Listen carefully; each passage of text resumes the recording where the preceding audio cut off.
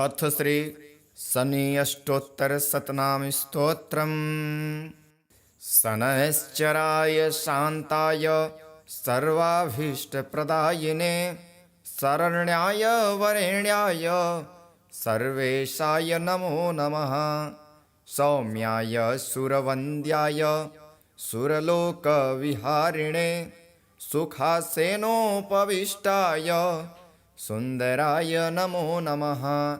घनाय घनरूपाय घनाभरणधारिणे घनसारविलेपाय खद्योताय नमो नमः। मन्दाय मन्दचेष्टाय महनीय गुणात्मने मर्त्यपावनपादाय महेशाय नमो नमः। छात्रापुत्राय सर्वाय सरतुडीरधारिणे चरस्थिरस्वभावाय चञ्चलाय नमो नमः। नीलवर्णाय नित्याय नीलाञ्जननिभाय च नीलाम्बरविभूषाय निश्चलाय नमो नमः। वेद्याय विधिरूपाय विरोधाधारभूमये भेदास्पदस्वभावाय वज्रदेहाय ते नमः। वैराग्यदाय वीराय वीतरोगभयाय च विपत्परम्परेशाय विश्ववन्द्याय ते नमः।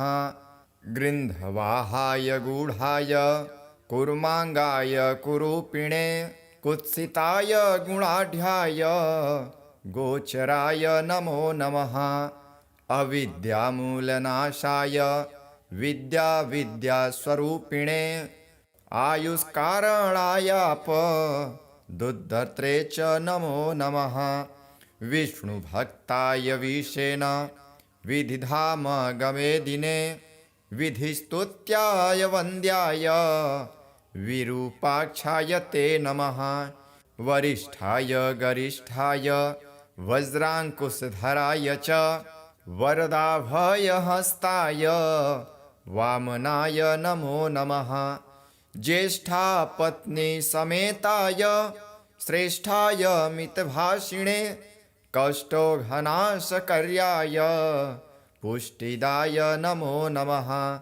स्तुत्याय स्तोत्रगम्याय भक्तिवश्याय भावने भानुपुत्राय भव्याय पावनाय नमो नमः। धनुर्मण्डलसंस्थाय धनदाय धनुष्मते तनुप्रकाशदेहाय तामसाय नमो नमः। अशेषजनवन्द्याय विशेषफलदायिने वशीकृतजनेशाय पशूनां पतये नमः। खेचराय खगेशाय घननीलाम्बराय च काष्ठिन्यमानसायार्य गणस्तुत्याय ते नमः। नीलच्छत्राय नित्याय निर्गुणाय गुणात्मने निरामयाय निन्दाय वन्दिनीयाय ते नमः। धीराय दिव्यदेहाय दीनार्तिहरणाय च दैन्यनाशकरायार्य जनगण्याय ते नमः।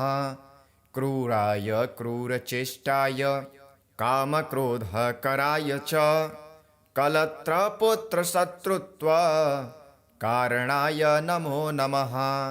परिपोषितभक्ताय परभीतिहराय भक्तसङ्घमनोभीष्ट फलदाय नमो नमः।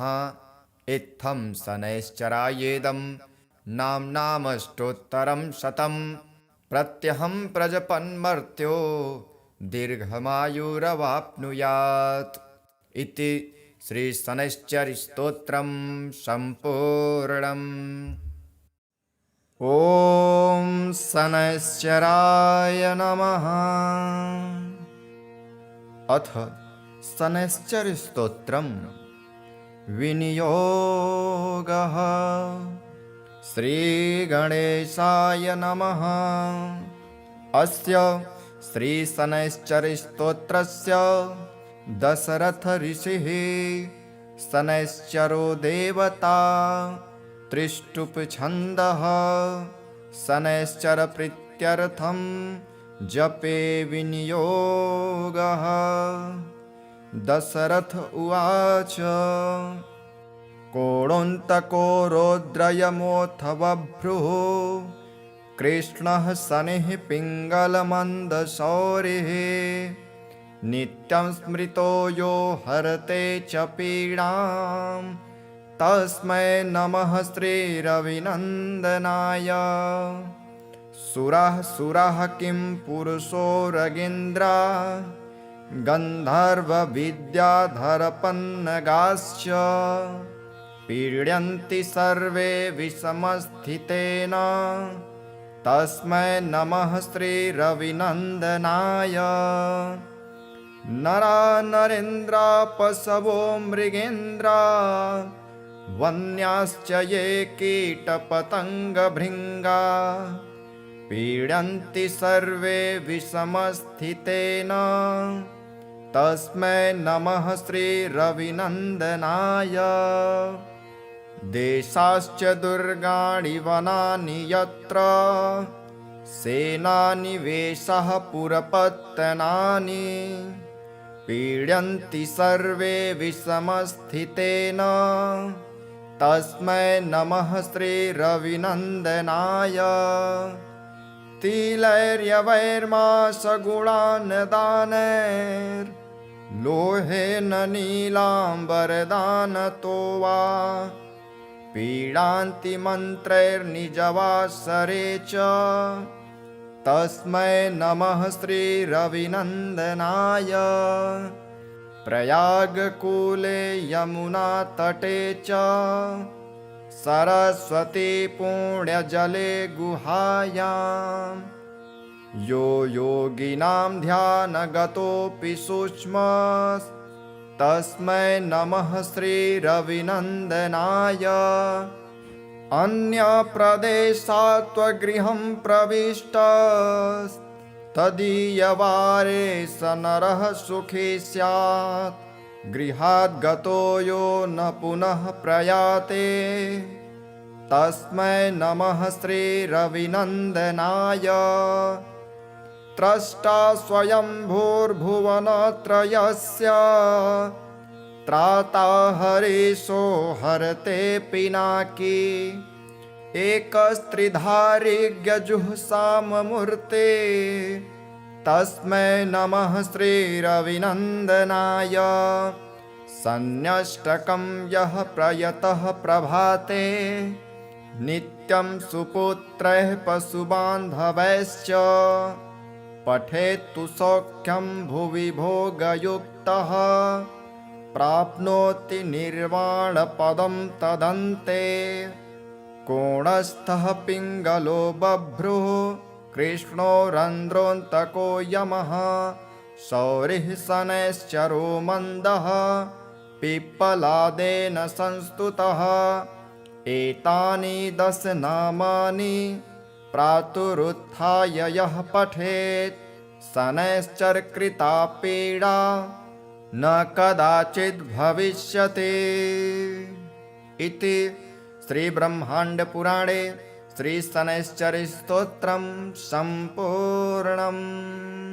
श्रीगणेशाय नमः।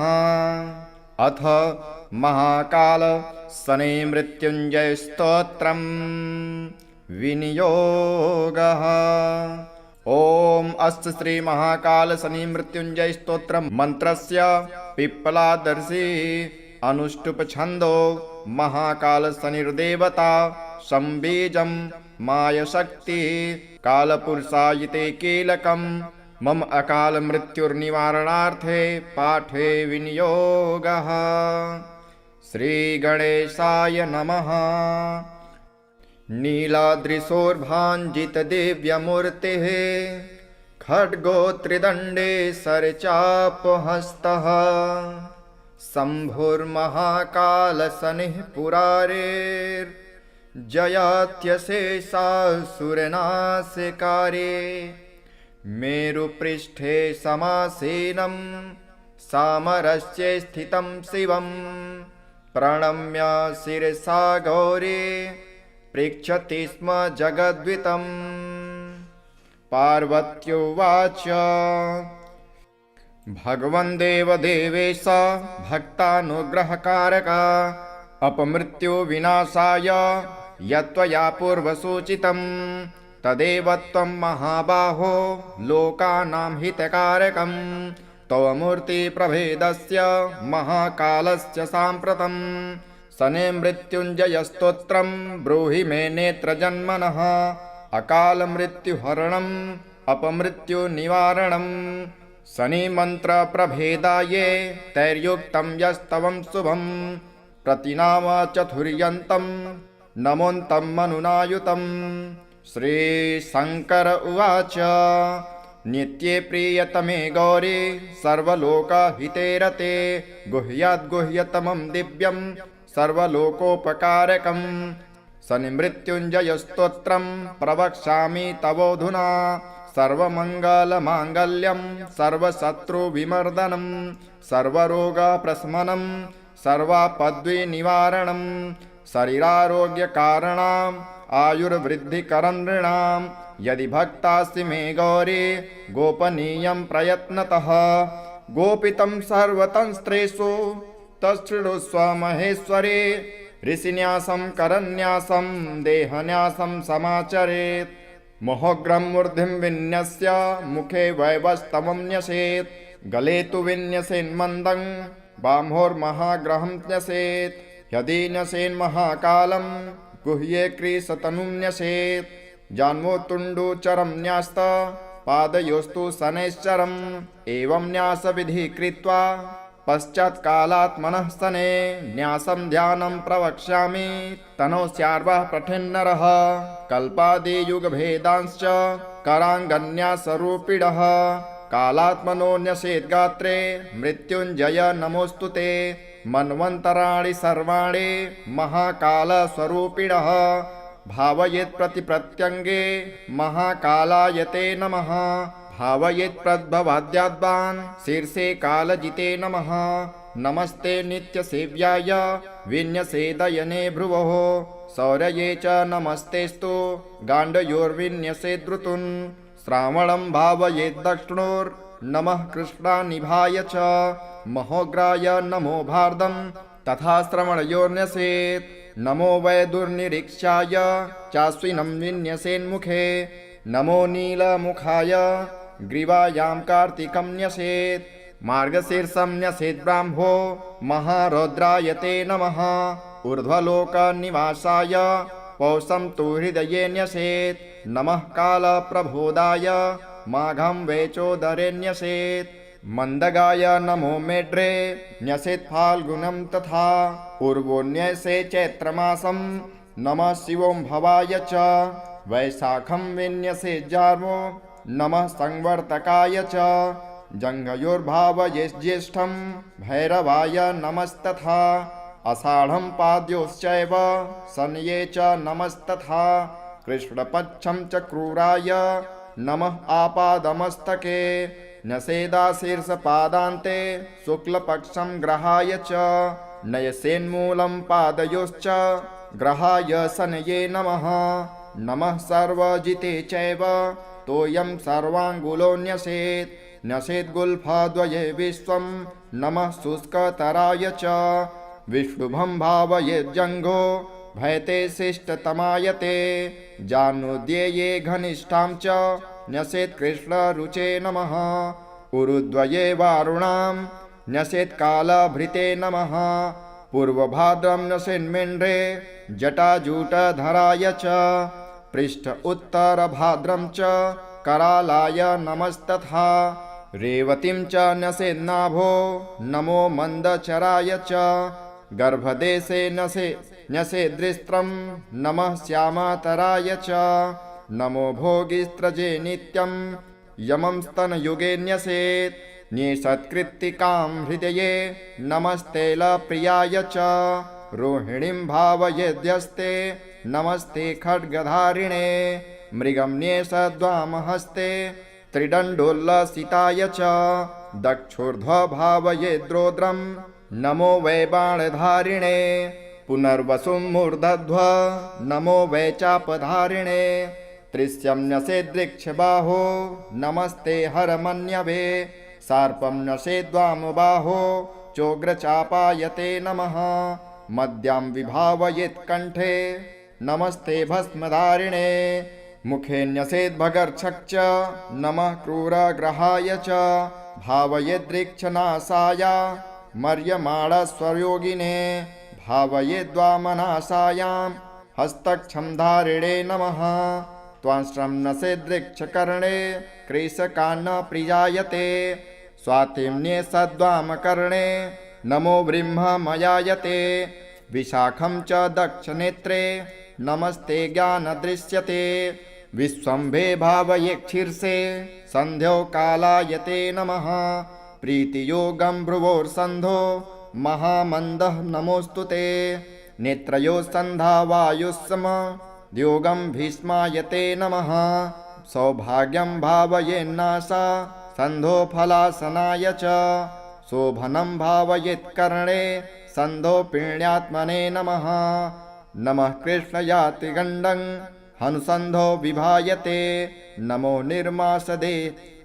निर्मांसदेहाय सुकर्माणं शिरोधरे घृतिम्ने सदृक्षबाहो पृष्ठे छायासुताय च तन्मूलसन्धो शूलं च न्यसेदृग्रायते नमः तत्कुर्परे न्यसेद्गण्डे नित्यानन्दायते नमः वृद्धिं तन्मणिबन्धे च कालज्ञाय नमो न्यसेत् ध्रुवं तङ्गुलिमूलसन्धो ध्रुवो तदङ्गुलीमूलसन्धो कृष्णायते नमः व्याघातं भावयेद्वाम बाहुपृष्ठे कृशाय च हर्षणं तन्मूलसन्धो भूतसन्तापिने नमः तत्कुर्परे नसेद्वज्रं सानन्दाय नमोऽस्तु ते सिद्धिं तन्मणिबन्धे च न्यसेत्कालाग्नये नमः व्यातिपातं कराग्रेषु न्यसेत्कालकृते नमः वरीयांसं दक्षपार्श्व सन्धो कालात्मने नमः परिघं भावयेद्वाम पार्श्वसन्धो नमोऽस्तु ते नसेदृक्षोरुसन्धो च शिवं वैकालसाक्षिणे तज्जानो भावयेत्सिद्धिं महादेहायते नमः साध्यं न्यसेच्च तद्गुल्फ सन्धो घोरायते नमः न्यसेत्तदङ्गुलीसन्धो शुभं रौद्रायते नमः न्यसेद्वामारुसन्धो च शुक्लकालविदे नमः ब्रह्मयोगं च तज्जानो न्यसेत्सद्योगिने नमः इन्द्रे तद्गुल्फसन्धो च योगाधीशायते नमः न्यसेदङ्गुलीसन्धो नमो भव्याय वैधृतिं चर्मणि भवकर्णं भावयेद्रज्वने नमः बावलं भावयेद्रक्ते संहारक नमोऽस्तु ते कौवलं भावयेद्रस्थिं नमस्ते सर्वभक्षिणे तैतिलं भावयेन्मनसे आममांसप्रियायते गरं न्यसेद्वपायां च सर्वग्रासायते नमः नसेद्वर्जितं मज्जायां सर्वान्तक नमोऽस्तु ते वीर्ये विभावयेद्दृष्टिं नमो मुन्यग्रतेजस नमो मन्युग्रतेजस रुद्रमित्रपितृवसु वारिण्येताञ्च पञ्चज मुहूर्तांश्च दक्षपाद नखेषु भावयेन्नमः खगेशाय च खस्थाय खेचराय स्वरूपिणे पुरुहूत सत्मखे विश्ववेदो विधुंस्तथा मुहूर्तांश्च वामपाद नखेषु भावयेन्नमः त्यव्रताय सत्याय नित्यसत्याय ते नमः सिद्धेश्वर नमस्तुभ्यं योगेश्वर नमोऽस्तु ते वह्निनक्तं चरांश्चैव वरुणार्य नमो नकान् मुहूर्तांश्च दक्षहस्त नखेषु भावयेन्नमः लग्नोदयाय दीर्घाय मार्गिणे दक्ष दृश्यते वक्राय चात्रिक्रूराय नमस्ते वामदृश्यते नमस्ते वामदृश्यये वामहस्तनखेष्वन्त्य वर्णेशाय नमोऽस्तु ते गिरिशाहिर्बुध्नपूषा जपस्द्रष्टांश्च भावयेत् राशिभोक्त्रे राशिगाय राशिभ्रमणकारिणे राशिनाथाय राशीनां फलदात्रे नमोऽस्तु ते यमाग्निचन्द्रादितिज विधात्रीश्च विभावयेत् ऊर्ध्वहस्तदक्षिणेखस्वत्यकालाय ते नमः तुलच्चस्थाय सौम्याय नक्रकुम्भगृहाय च समीरत्वष्टजिह्वांश्च विष्णुतिग्मदुतिन्यसेत् ऊर्ध्ववामहस्तनखे वन्यग्रहनिवारिणे तुष्टाय च वरिष्ठाय नमो राहुसखाय च रविवारं ललाटे च न्यसेद्भीमदृशे नमः सोमवारं न्यसेदास्ये नमो मृत्प्रियाय च भौमवारं न्यसेत्स्वान्ते नमो ब्रह्मस्वरूपिणे मेढ्रं न्यसेत् सौम्यवारं नमो जीवस्वरूपिणे वृषणे गुरुवारं च नमो मन्त्रस्वरूपिणे भृगुवारं मलद्वारे नमः प्रलयकारिणे पादयोः शनिवारं च निर्मांसाय नमोऽस्तु ते घटिका न्यसेत् केशेषु नमस्ते सूक्ष्मरूपिणे कालरूपिन्नमस्तेस्तु सर्वपापप्रणाशकः त्रिपुरस्य वधार्थाय शम्भुजाताय ते नमः नमः कालशरीराय कालनुम्नाय ते नमः कालहेतो नमस्तुभ्यं कालनन्दाय वै नमः अखण्डदण्डमानाय त्वनादन्ताय वै नमः कालदेवाय कालाय कालकालाय ते नमः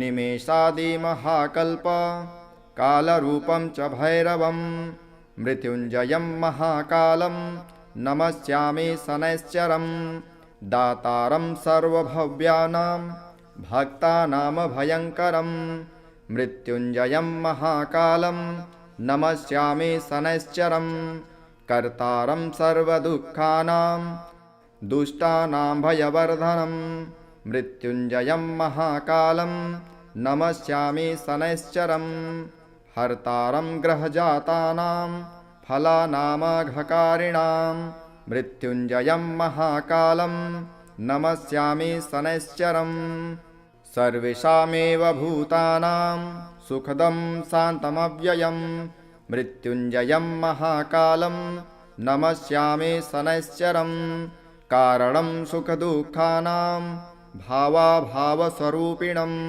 मृत्युञ्जयं महाकालं नमस्यामि शनैश्चरं अकालमृत्युहरणम् अपमृत्युनिवारणं मृत्युञ्जयं महाकालं नमस्यामि शनैश्चरं कालरूपेण संसार भक्षयन्तं महाग्रहं मृत्युञ्जयं महाकालं नमस्यामि शनैश्चरं दुर्निरीक्षं स्थूलरोमं भीषणं दीर्घलोचनं मृत्युञ्जयं महाकालं नमस्यामि शनैश्चरं ग्रहाणां ग्रहभूतं च सर्वग्रहनिवारणं मृत्युञ्जयं महाकालं नमस्यामि शनैश्चरं कालस्य वशगः सर्वे न कालः कस्यचिद्वशः तस्मात् त्वां कालपुरुषं प्रणतोऽस्मि शनैश्चरं कालदेव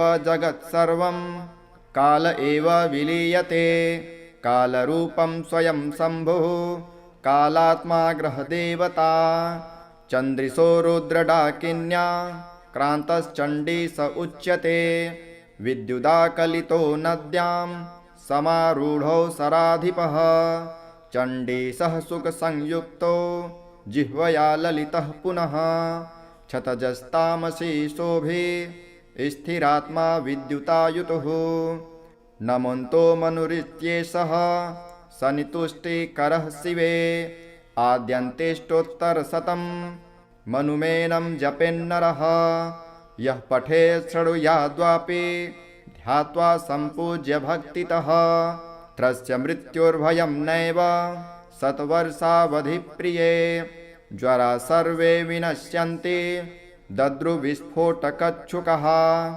दिवासौरिं स्मरेत् रात्रौ महाकालं यजन् पठेत् जन्मर्षे च सदा सौरिर्जपेदेतत् सहस्रकम् वेधगे वामवेधे वा जपेदर्धसहस्रकम् द्वितीये द्वादशे मन्दे तनवाचाष्टमेऽपि वा तत्र दासो भवेद्यावत् पठेत्तावद्रिनावधि चतुर्थे दशमे वापि सप्तमे नवपञ्चमे गोचरे जन्मलग्नेशे दशास्वन्तर्दशासु च गुरुलाघवज्ञानेन पठेदावृत्तिसङ्ख्यया शतमेकं त्रयं वाथ शतयुग्मं कदाचन आपदस्तस्य नश्यन्ति पापानि च जयं भवेत् महाकालालये पीठे ह्यथवा जलसन्निधौ पुण्यक्षेत्रे स्वत्थमूले तैलकुम्भाग्रतो गृहे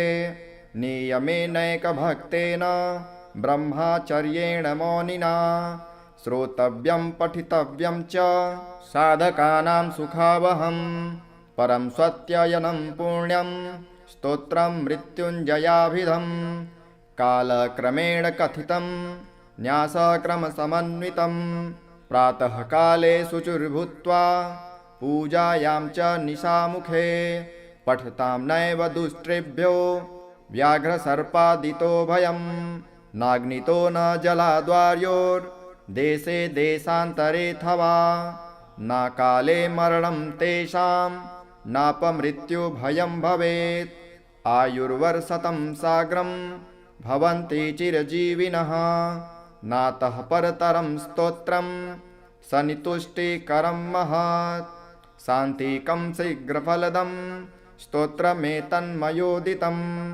तस्मात् सर्वप्रयत्नेन यदिच्छेदात्मनो हितं कथनीयं महादेवी नैवा भक्तस्य कस्यचित् इति मार्तण्डभैरवतन्त्रे महाकालशनिमृत्युञ्जयस्तोत्रं सम्पूर्णम्। शनैश्चराय शान्ताय सर्वाभीष्टप्रदायिने शरण्याय वरेण्याय सर्वेशाय नमो नमः।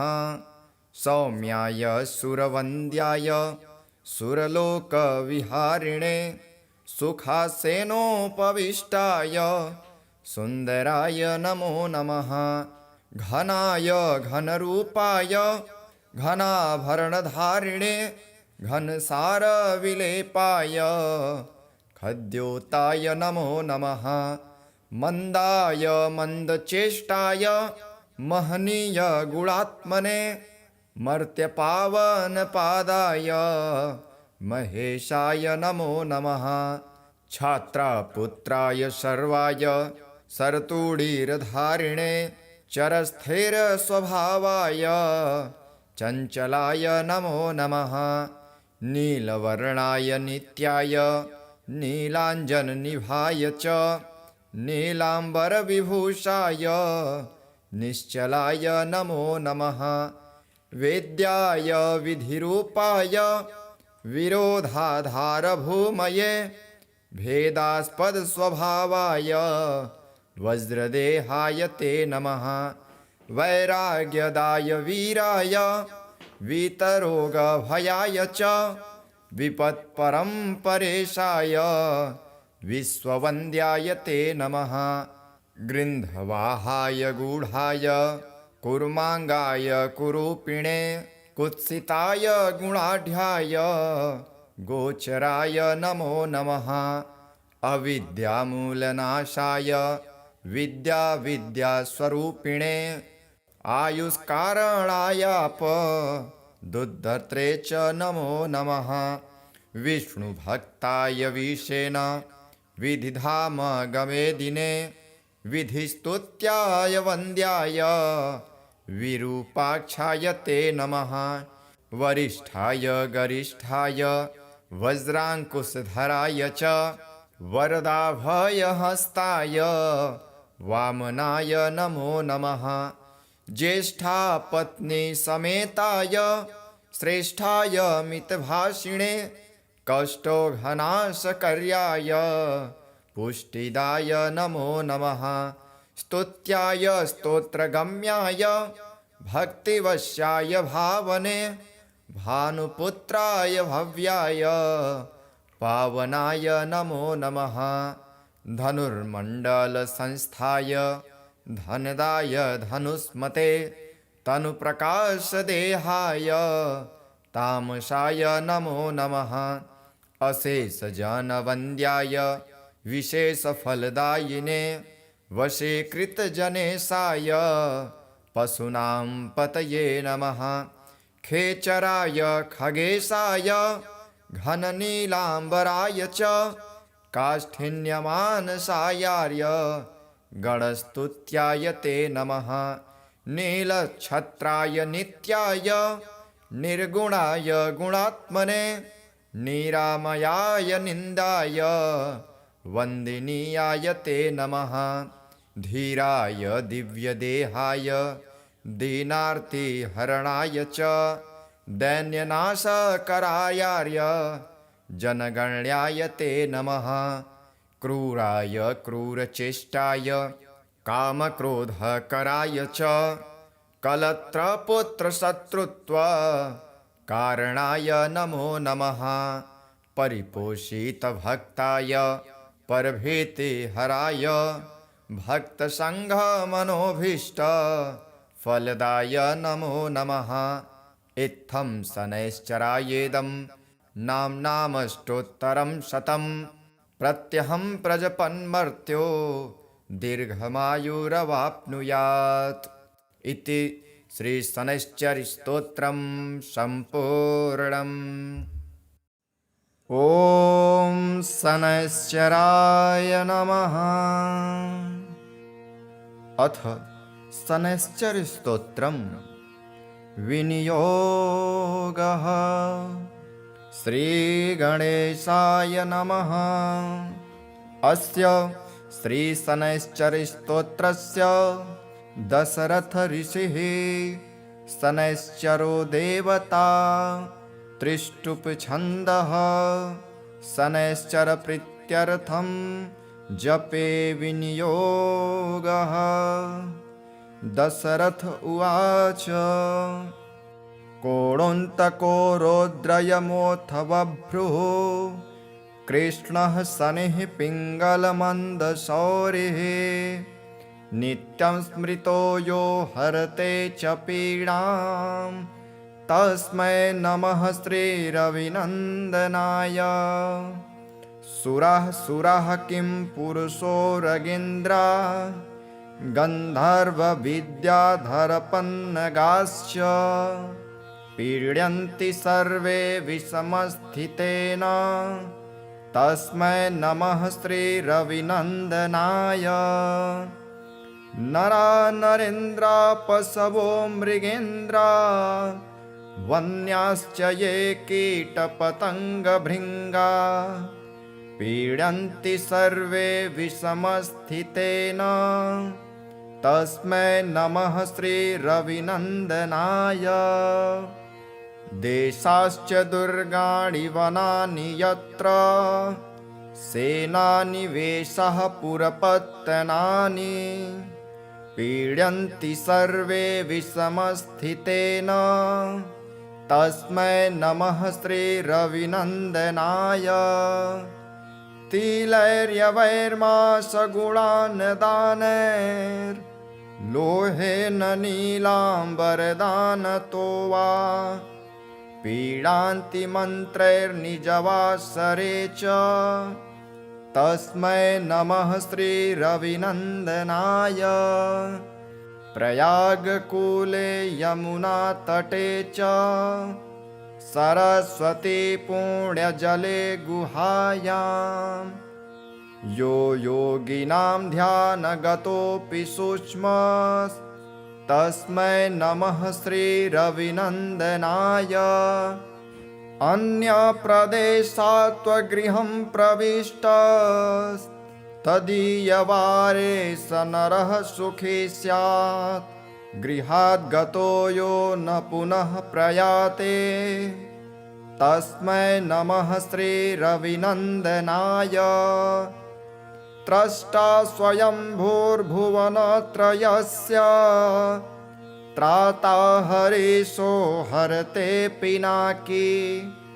एकस्त्रिधारिज्ञजुःसाममूर्ते तस्मै नमः श्रीरविनन्दनाय।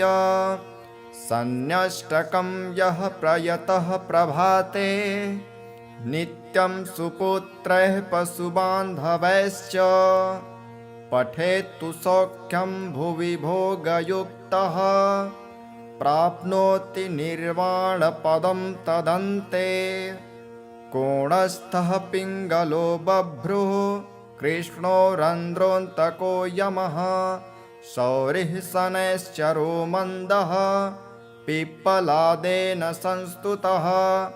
एतानि 10 नामानि प्रातरुत्थाय यः पठेत् शनैश्चरकृता पीडा न कदाचित् भविष्यति।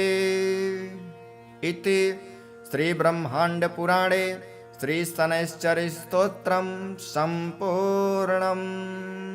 श्रीगणेशाय नमः।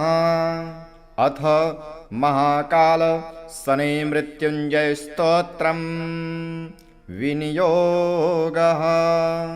ओम अस्य श्री महाकाल शनि मृत्युंजय स्तोत्र मंत्रस्य पिप्पलादर्शी अनुष्टुप छंदो महाकाल शनिर्देवता संबीजं माय शक्ति कालपुरुषायिते कीलकं मम अकाल मृत्युर्निवारणार्थे पाठे विनियोगः। श्री गणेशाय नमः।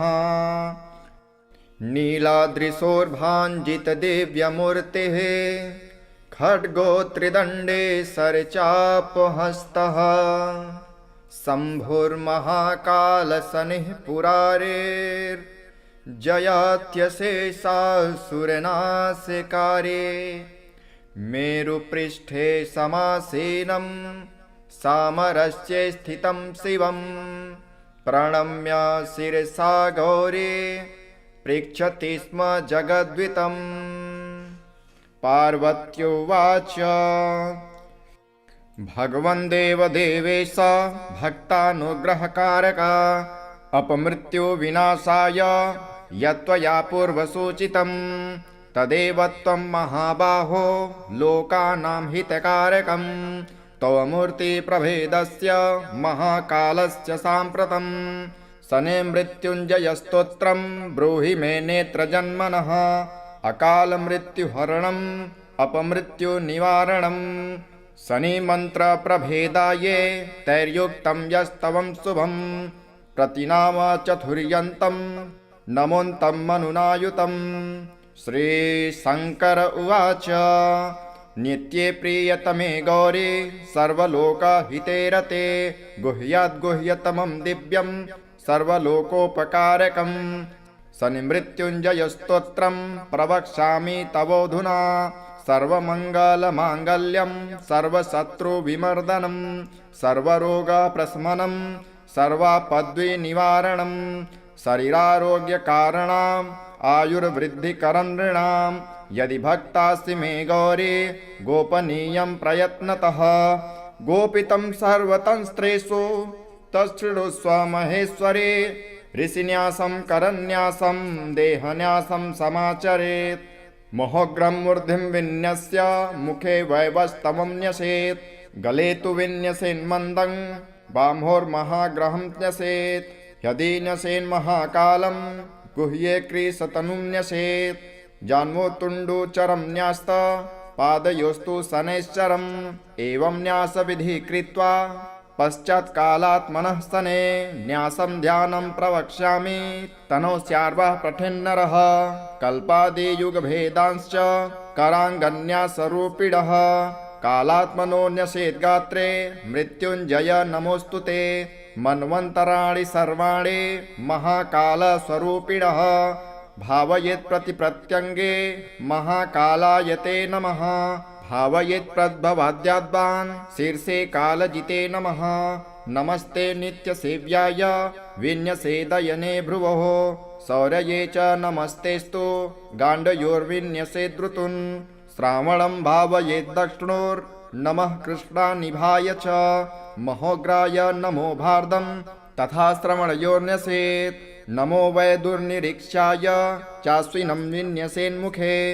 नमो नीलमुखाय ग्रीवायां कार्तिकं न्यसेत् मार्गशीर्षं न्यसेत् ब्राह्मो महारौद्राय ते नमः ऊर्ध्वलोकनिवासाय पौषं तु हृदये न्यसेत् नमः कालप्रबोधाय माघं वेचोदरे न्यसेत् मन्दगाय नमो मेढ्रे न्यसेत् फाल्गुनं तथा पूर्वोऽन्यसे चैत्रमासं नमः शिवों भवाय च वैशाखं विन्यसेत् जार्वो नमः संवर्तकाय च जङ्घयोर्भावये ज्येष्ठं भैरवाय नमस्तथा आषाढं पाद्योश्चैव शनये च नमस्तथा कृष्णपक्षं च क्रूराय नमः आपादमस्तके न्यसेदाशीर्षपादान्ते शुक्लपक्षं ग्रहाय च नयसेन्मूलं पादयोश्च ग्रहाय शनये नमः नमः सर्वजिते चैव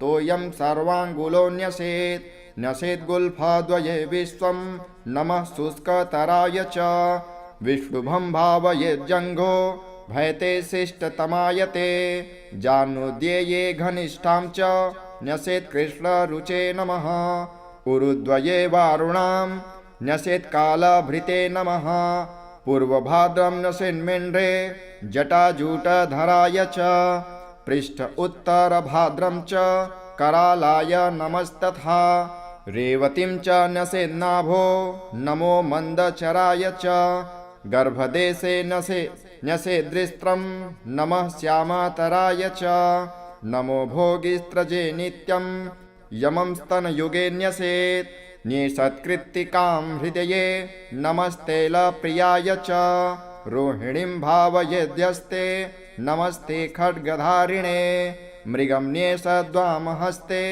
त्रिदण्डोल्लसिताय च दक्षोर्ध्वभावयेद्रोद्रं नमो वै बाणधारिणे पुनर्वसुं मूर्धध्व नमो वै चापधारिणे त्रिस्यं न्यसेद्वृक्षबाहो नमस्ते हरमन्यवे सर्पं न्यसेद्वामबाहो चोग्रचापायते नमः मद्यां विभावयेत्कण्ठे नमस्ते भस्मधारिणे मुखे न्यसेद्भगर्क्षक् च नमः क्रूरग्रहाय च भावयेद्रीक्षनाशाय मर्यमाणस्वयोगिने भावयेद्वामनाशायां हस्तक्षमधारिणे नमः त्वांश्रं न्यसेद्रीक्षकर्णे कृशकान्नप्रियायते स्वातिम्ने सद्वामकर्णे नमो ब्रह्ममयायते विशाखं च दक्षनेत्रे नमस्ते ज्ञानदृश्यते विश्वम्भे भावयेक्षीर्षे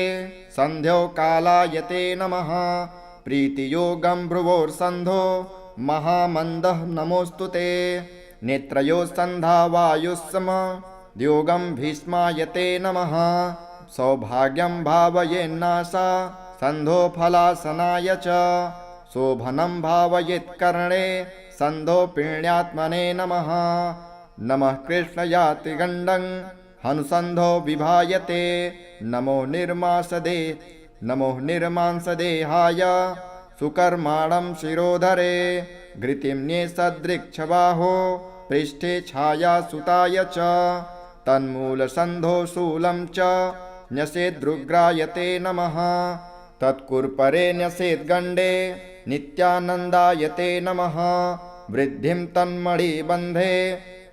तन्मणिबन्धे च कालज्ञाय नमो न्यसेत् ध्रुवं तङ्गुलिमूलसन्धो ध्रुवो तदङ्गुलिमूलसन्धो कृष्णायते नमः व्याघातं भावयेद्वाम बाहुपृष्ठे कृशाय च हर्षणं तन्मूलसन्धो भूतसन्तापिने नमः तत्कुर्परे नसेद्वज्रं सानन्दाय नमोऽस्तु ते सिद्धिं तन्मणिबन्धे च न्यसेत्कालाग्नये नमः व्यातिपातं कराग्रेषु न्यसेत्कालकृते नमः वरीयांसं दक्षपार्श्व सन्धो कालात्मने नमः परिघं भावयेद्वाम पार्श्वसन्धो नमोऽस्तु ते न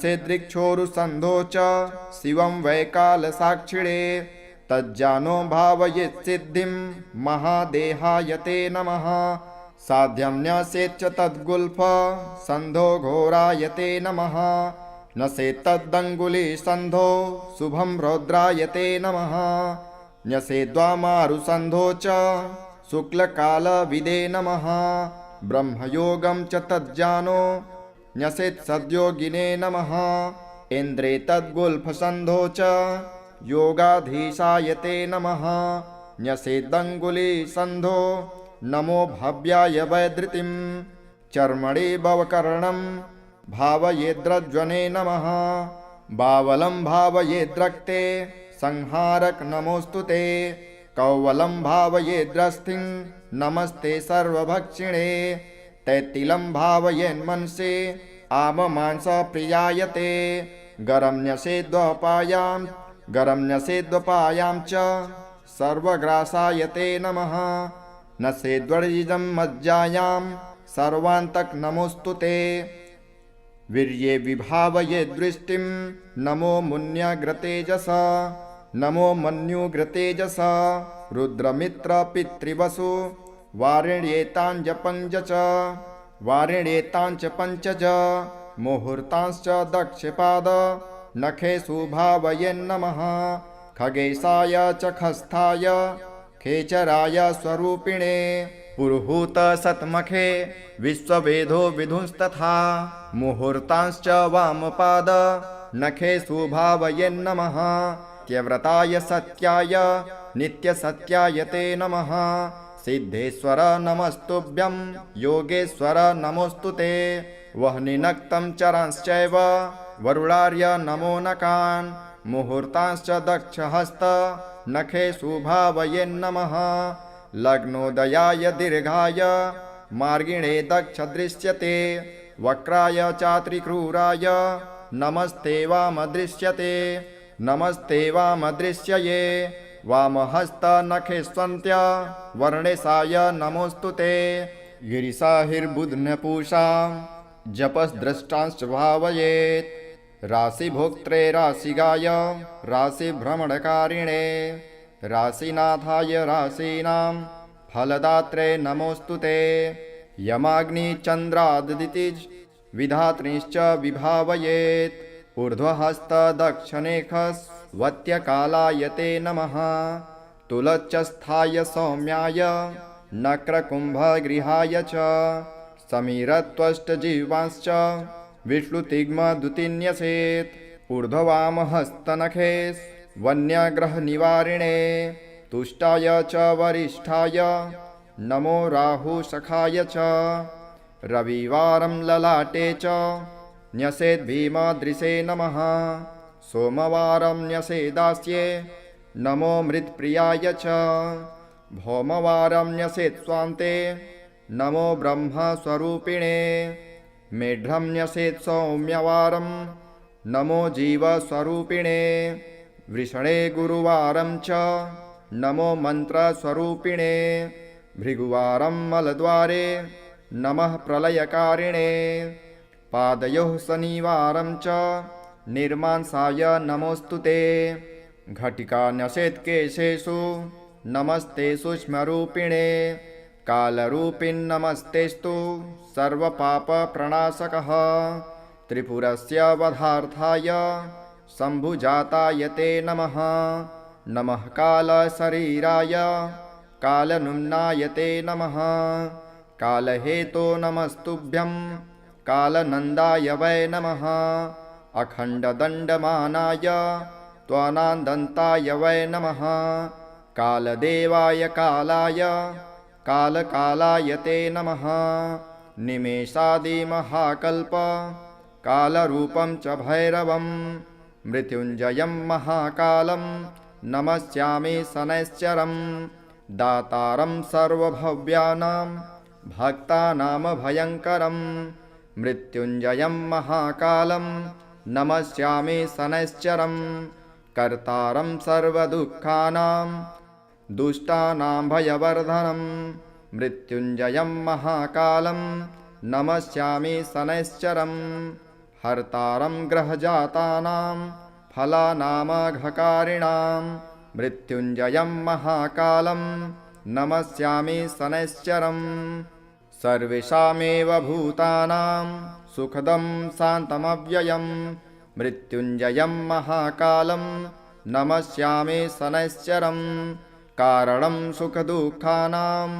भावाभावस्वरूपिणं मृत्युञ्जयं महाकालं नमस्यामि शनैश्चरम् अकालमृत्युहरणम् अपमृत्युनिवारणं मृत्युञ्जयं महाकालं नमस्यामि शनैश्चरम् कालरूपेण संसार भक्षयन्तं महाग्रहं मृत्युञ्जयं महाकालं नमस्यामि शनैश्चरम् दुर्निरीक्षं स्थूलरोमं भीषणं दीर्घलोचनं मृत्युञ्जयं महाकालं नमस्यामि शनैश्चरम् ग्रहाणां ग्रहभूतं च सर्वग्रहनिवारणं मृत्युञ्जयं महाकालं नमस्यामि शनैश्चरम् कालस्य वशगः सर्वे न कालः कस्यचिद्वशः तस्मात् त्वां कालपुरुषं प्रणतोऽस्मि शनैश्चरम्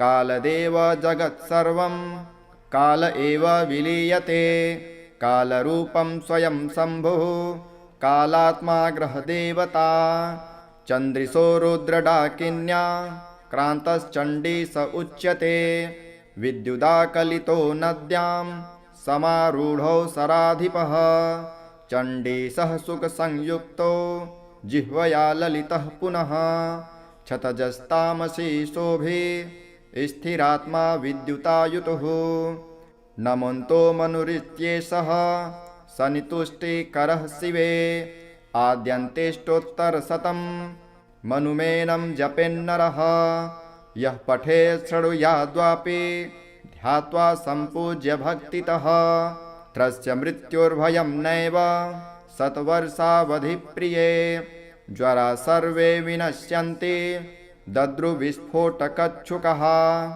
दिवासौरिं स्मरेत् रात्रौ महाकालं यजन्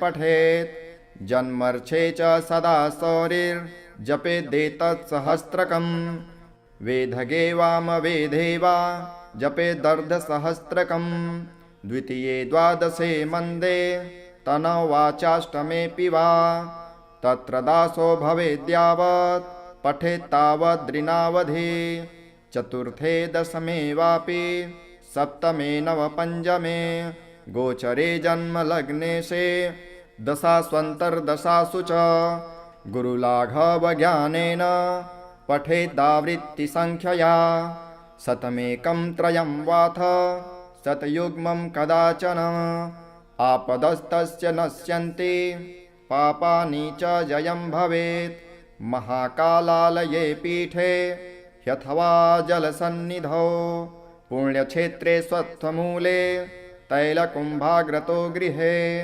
नियमेनैकभक्तेन ब्रह्मचर्येण मौनिना श्रोतव्यं पठितव्यं च साधकानां सुखावहम् परं स्वत्ययनं पुण्यं स्तोत्रं मृत्युञ्जयाभिधम् कालक्रमेण कथितं न्यासक्रमसमन्वितं प्रातः काले शुचिर्भूत्वा पूजायां च निशामुखे पठतां नैव दुष्टृभ्यो व्याघ्रसर्पादितो भयं नाग्नितो न जलाद्वार्योर्देशे देशान्तरेऽथवा न काले मरणं तेषां नापमृत्युभयं भवेत् आयुर्वर्षतं साग्रं भवन्ति चिरजीविनः नातः परतरं स्तोत्रं सनितुष्टिकरं महत् शान्तिकं शीघ्रफलदं स्तोत्रमेतन्मयोदितं तस्मात् सर्वप्रयत्नेन यदिच्छेदात्मनो हितं कथनीयं महादेवी नैवा भक्तस्य कस्यचित् इति मार्तण्डभैरवतन्त्रे महाकालशनिमृत्युञ्जयस्तोत्रं सम्पूर्णम्। शनैश्चराय शान्ताय सर्वाभीष्टप्रदायिने शरण्याय वरेण्याय सर्वेशाय नमो नमः।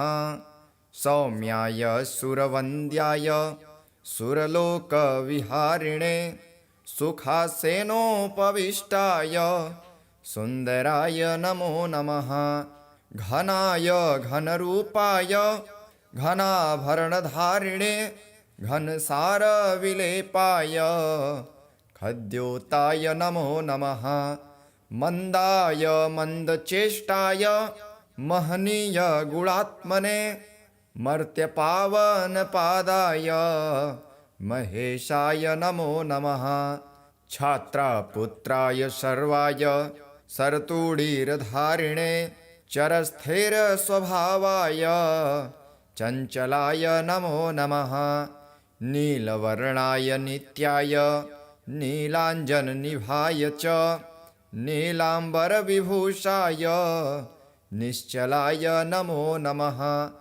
वेद्याय विधिरूपाय विरोधाधारभूमये भेदास्पदस्वभावाय वज्रदेहाय ते नमः। वैराग्यदाय वीराय वीतरोगभयाय च विपत्परम्परेशाय विश्ववन्द्याय ते नमः।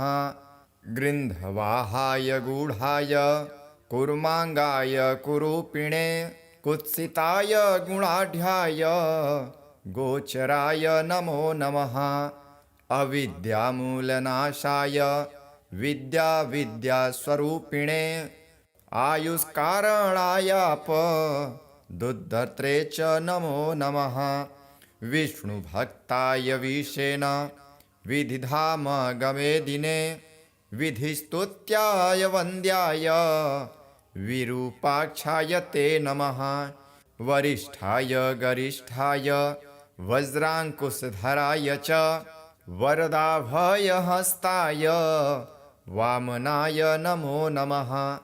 ज्येष्ठापत्नी समेताय श्रेष्ठाय मितभाषिणे कष्टोघनाशकर्याय पुष्टिदाय नमो नमः। स्तुत्याय स्तोत्रगम्याय भक्तिवश्याय भावने भानुपुत्राय भव्याय पावनाय नमो नमः। धनुर्मण्डलसंस्थाय धनदाय धनुष्मते तनुप्रकाशदेहाय तामसाय नमो नमः। अशेषजनवन्द्याय विशेषफलदायिने वशीकृतजनेशाय पशूनां पतये नमः। खेचराय खगेशाय घननीलाम्बराय च काष्ठिन्यमानसायार्य गणस्तुत्याय ते नमः। नीलच्छत्राय नित्याय निर्गुणाय गुणात्मने निरामयाय निन्दाय वन्दिनीयाय ते नमः। धीराय दिव्यदेहाय दीनार्तिहरणाय च दैन्यनाशकरायार्य जनगण्याय ते नमः। क्रूराय क्रूरचेष्टाय कामक्रोधकराय च कलत्रपुत्रशत्रुत्व कारणाय नमो नमः। परिपोषितभक्ताय परभीतिहराय भक्तसङ्घमनोभीष्ट फलदाय नमो नमः। इत्थं शनैश्चरायेदं नाम्नामष्टोत्तरं शतं प्रत्यहं प्रजपन्मर्त्यो दीर्घमायुरवाप्नुयात् इति श्रीशनैश्चरस्तोत्रं सम्पूर्णम्। ॐ शनैश्चराय नमः। अथ शनैश्चरस्तोत्रं विनियोगः। श्रीगणेशाय नमः। अस्य श्रीशनैश्चरस्तोत्रस्य दशरथ ऋषिः शनैश्चरो देवता त्रिष्टुप् शनैश्चर प्रीत्यर्थं जपे विनियोगः। दशरथ उवाच कोणोऽन्तको रौद्रयमोऽथ बभ्रुः कृष्णः शनिः पिङ्गलमन्दशौरिः नित्यं स्मृतो यो हरते च पीडां तस्मै नमः श्रीरविनन्दनाय। सुरः किं पुरुषो रगेन्द्रा गन्धर्वविद्याधरपन्नगाश्च पीड्यन्ति सर्वे विषमस्थितेन तस्मै नमः श्रीरविनन्दनाय। नरा नरेन्द्रा पशवो मृगेन्द्रा वन्याश्च ये कीटपतङ्गभृङ्गा पीड्यन्ति सर्वे विषमस्थितेन तस्मै नमः श्रीरविनन्दनाय। देशाश्च दुर्गाणि वनानि यत्र सेनानिवेशः पुरपत्तनानि पीड्यन्ति सर्वे विषमस्थितेन तस्मै नमः श्रीरविनन्दनाय। तिलैर्यवैर्मासगुणान् दानैर्लोहेन नीलाम्बरदानतो वा पीडान्ति मन्त्रैर्निजवासरे च तस्मै नमः श्रीरविनन्दनाय। प्रयागकूले यमुनातटे च सरस्वती पुण्यजले गुहायां यो योगिनां ध्यानगतोऽपि सूक्ष्मस्तस्मै नमः श्रीरविनन्दनाय। अन्यप्रदेशात् त्वगृहं प्रविष्टस्तदीयवारे स नरः सुखी स्यात् गृहात् गतो यो न पुनः प्रयाते तस्मै नमः श्रीरविनन्दनाय। त्रष्टा स्वयंभूर्भुवनत्रयस्य त्राता हरीशो हरते पिनाकी एकस्त्रिधारिज्ञजुःसाममूर्ते तस्मै नमः श्रीरविनन्दनाय। सन्न्यष्टकं यः प्रयतः प्रभाते नित्यं सुपुत्रैः पशुबान्धवैश्च पठेत्तु सौख्यं भुवि भोगयुक्तः प्राप्नोति निर्वाणपदं तदन्ते। कोणस्थः पिङ्गलो बभ्रुः कृष्णो रन्ध्रोऽन्तको यमः शौरिः शनैश्चरो मन्दः पिप्पलादेन संस्तुतः।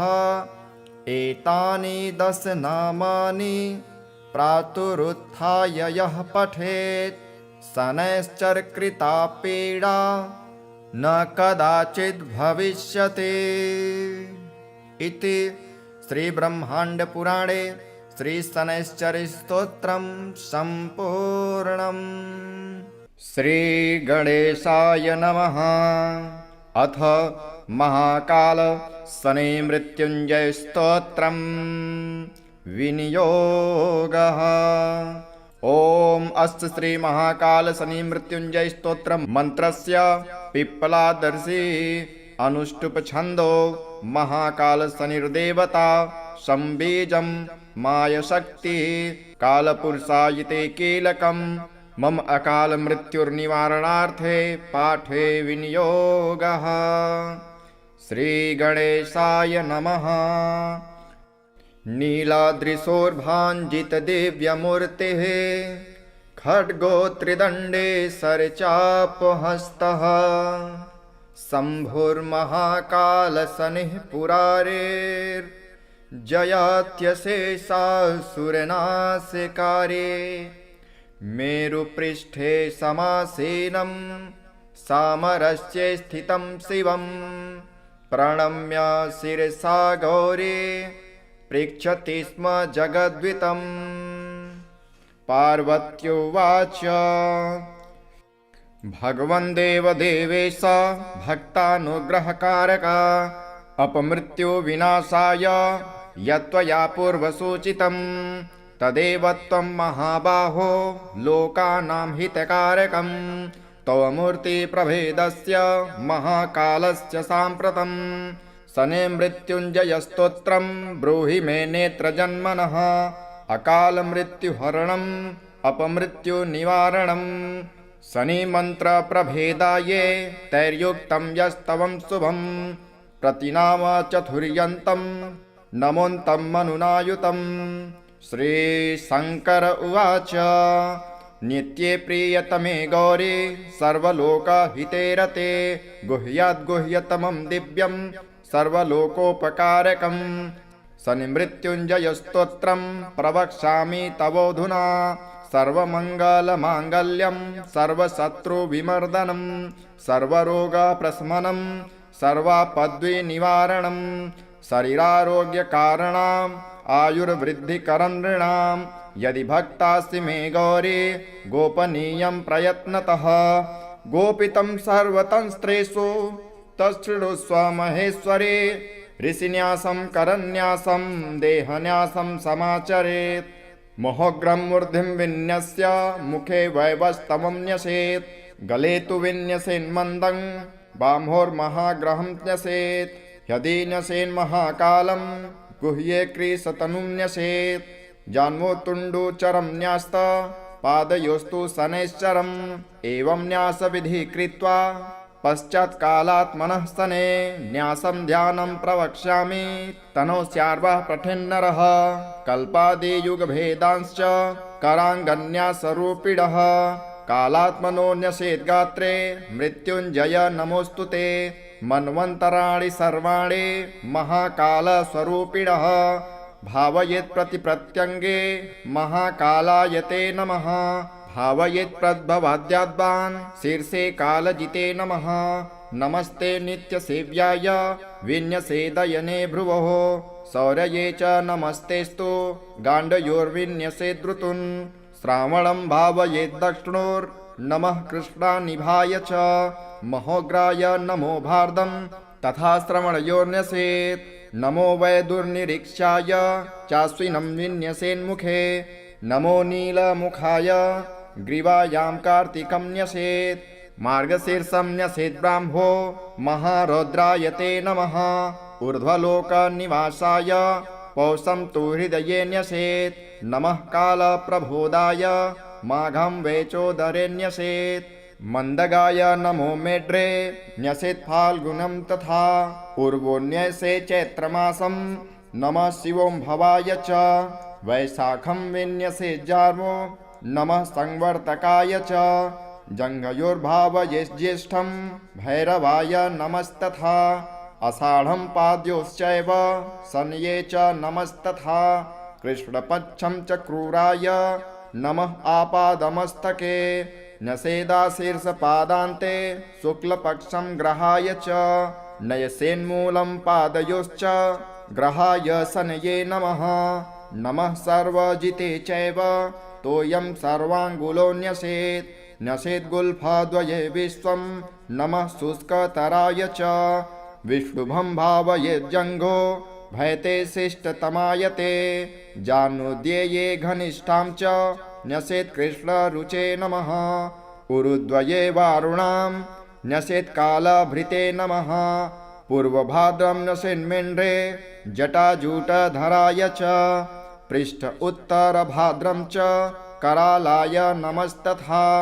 रेवतीं च न्यसेन्नाभो नमो मन्दचराय च। गर्भदेशे न्यसेद्रिस्त्रं नमः श्यामातराय च। नमो भोगिस्त्रजे नित्यं यमं स्तनयुगे न्यसेत्। न्येषत्कृत्तिकां हृदये नमस्तेलप्रियाय च।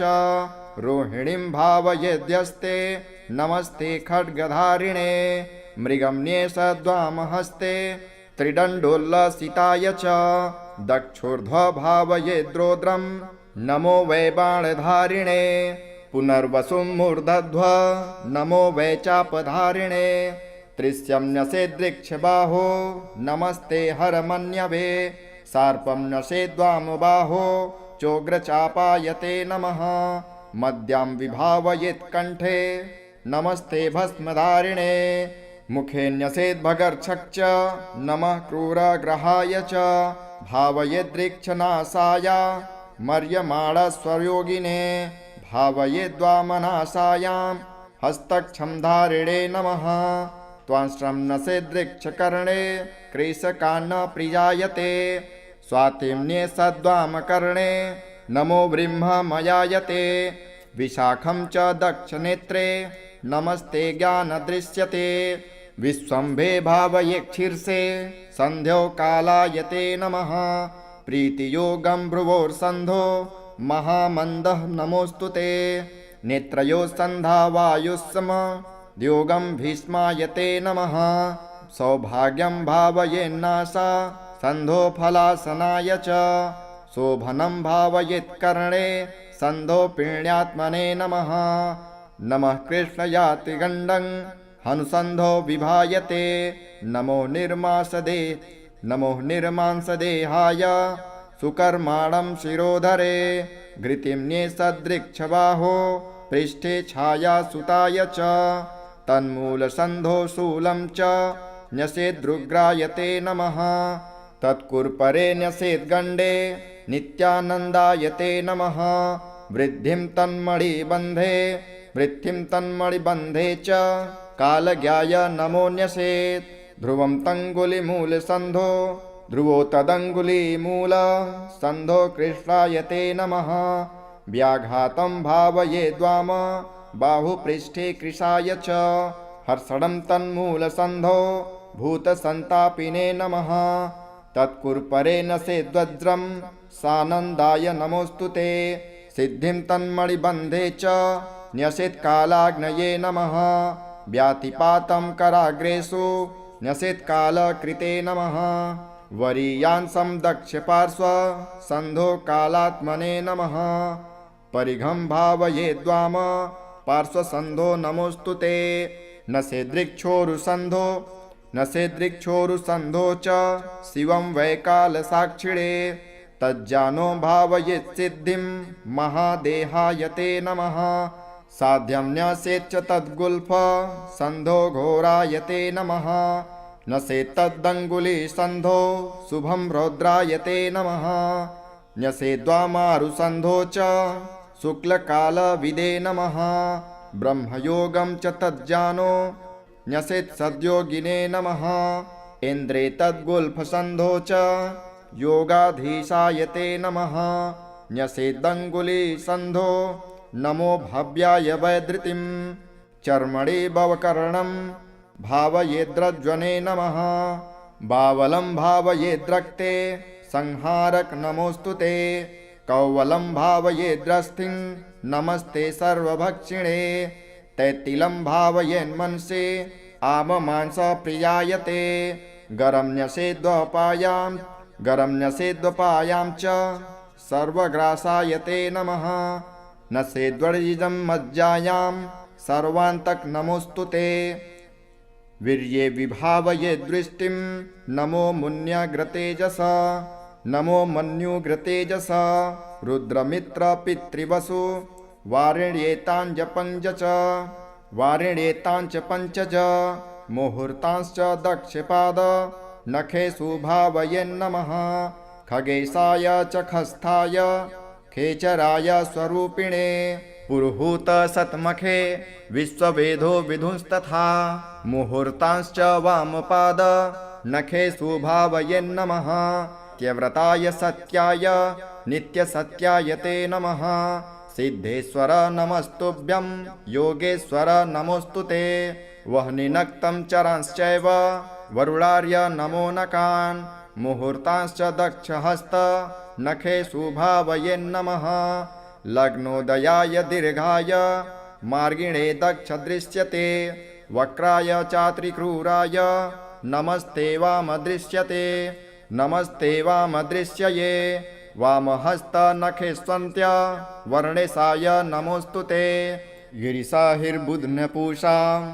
जपस्द्रष्टांश्च भावयेत् राशिभोक्त्रे राशिगाय राशिभ्रमणकारिणे राशिनाथाय राशीनां फलदात्रे नमोऽस्तु ते यमाग्निचन्द्रादितिज विधात्रीश्च विभावयेत् ऊर्ध्वहस्तदक्षिणेखस्वत्यकालाय ते नमः तुलच्चस्थाय सौम्याय नक्रकुम्भगृहाय च समीरत्वष्टजिह्वांश्च विष्णुतिग्मदुतिन्यसेत् ऊर्ध्ववामहस्तनखे वन्यग्रहनिवारिणे तुष्टाय च वरिष्ठाय नमो राहुसखाय च रविवारं ललाटे च न्यसेद्भीमदृशे नमः सोमवारं न्यसेदास्ये नमो मृत्प्रियाय च भौमवारं न्यसेत्स्वान्ते नमो ब्रह्मस्वरूपिणे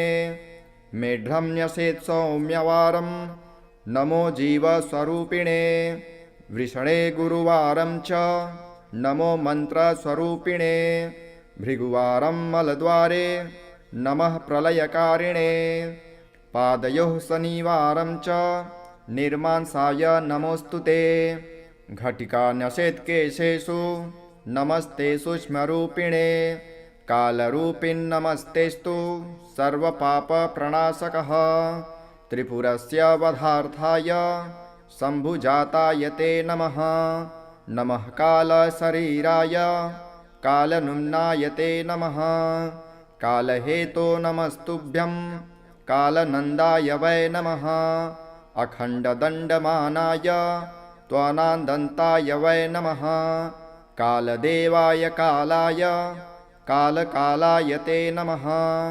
निमेषादिमहाकल्प कालरूपं च भैरवं मृत्युञ्जयं महाकालं नमस्यामि शनैश्चरं दातारं सर्वभव्यानां भक्तानां भयङ्करं मृत्युञ्जयं महाकालं नमस्यामि शनैश्चरं कर्तारं सर्वदुःखानां दुष्टानां भयवर्धनं मृत्युञ्जयं महाकालं नमस्यामि शनैश्चरं हर्तारं ग्रहजातानां फलानामघकारिणां मृत्युञ्जयं महाकालं नमस्यामि शनैश्चरं सर्वेषामेव भूतानां सुखदं शान्तमव्ययं मृत्युञ्जयं महाकालं नमस्यामि शनैश्चरं कारणं सुखदुःखानां भावाभावस्वरूपिणं मृत्युञ्जयं महाकालं नमस्यामि शनैश्चरं अकालमृत्युहरणम् अपमृत्युनिवारणं मृत्युञ्जयं महाकालं नमस्यामि शनैश्चरं कालरूपेण संसार भक्षयन्तं महाग्रहं मृत्युञ्जयं महाकालं नमस्यामि शनैश्चरं दुर्निरीक्षं स्थूलरोमं भीषणं दीर्घलोचनं मृत्युञ्जयं महाकालं नमस्यामि शनैश्चरं ग्रहाणां ग्रहभूतं च सर्वग्रहनिवारणं मृत्युञ्जयं महाकालं नमस्यामि शनैश्चरं कालस्य वशगः सर्वे न कालः कस्यचिद्वशः तस्मात् त्वां कालपुरुषं प्रणतोऽस्मि शनैश्चरं कालदेव जगत्सर्वं काल एव विलीयते कालरूपं स्वयं शम्भुः कालात्मा ग्रहदेवता चन्द्रिशो रुद्रडाकिन्या क्रान्तश्चण्डी स उच्यते विद्युदाकलितो नद्यां समारूढो सराधिपः चण्डीसः सुखसंयुक्तो जिह्वया ललितः पुनः क्षतजस्तामसी शोभे स्थिरात्मा विद्युतायुतुः नमन्तो मनुरित्येषः सनितुष्टिकरः शिवे आद्यन्तेष्टोत्तरशतं मनुमेनं जपेन्नरः यः पठेत् शृणुयाद्वापि ध्यात्वा सम्पूज्य भक्तितः पुत्रस्य मृत्युर्भयं नैव शतवर्षावधिप्रिये ज्वरा सर्वे विनश्यन्ति दद्रुविस्फोटकच्छुकः दिवा सौरिं स्मरेत् रात्रौ महाकालं यजन् पठेत् जन्मर्षे च सदा सौरिर्जपेदेतत् सहस्रकम् वेदगे वामवेदे वा जपेदर्धसहस्रकम् द्वितीये द्वादशे मन्दे तनवाचाष्टमेऽपि वा तत्र दासो भवेद्यावत् पठेत्तावद्रिनावधि चतुर्थे दशमे वापि सप्तमे नवपञ्चमे गोचरे जन्मलग्नेशे दशास्वन्तर्दशासु च गुरुलाघवज्ञानेन पठेदावृत्तिसङ्ख्यया शतमेकं त्रयं वाथ शतयुग्मं कदाचन आपदस्तस्य नश्यन्ति पापानि च जयं भवेत् महाकालालये पीठे ह्यथवा जलसन्निधौ पुण्यक्षेत्रे स्वस्थमूले तैलकुम्भाग्रतो गृहे नियमेनैकभक्तेन ब्रह्मचर्येण मौनिना श्रोतव्यं पठितव्यं च साधकानां सुखावहम् परं स्वत्ययनं पुण्यं स्तोत्रं मृत्युञ्जयाभिधम् कालक्रमेण कथितं न्यासक्रमसमन्वितं प्रातः काले शुचिर्भूत्वा पूजायां च निशामुखे पठतां नैव दुष्टृभ्यो व्याघ्रसर्पादितो भयं नाग्नितो न जलाद्वार्योर्देशे देशान्तरेऽथवा न काले मरणं तेषां नापमृत्युभयं भवेत् आयुर्वर्षतं साग्रं भवन्ति चिरजीविनः नातः परतरं स्तोत्रं सनितुष्टिकरं महत् शान्तिकं शीघ्रफलदं स्तोत्रमेतन्मयोदितं तस्मात् सर्वप्रयत्नेन यदिच्छेदात्मनो हितं कथनीयं महादेवी नैवा भक्तस्य कस्यचित् इति मार्तण्डभैरवतन्त्रे महाकालशनिमृत्युञ्जयस्तोत्रं सम्पूर्णम्।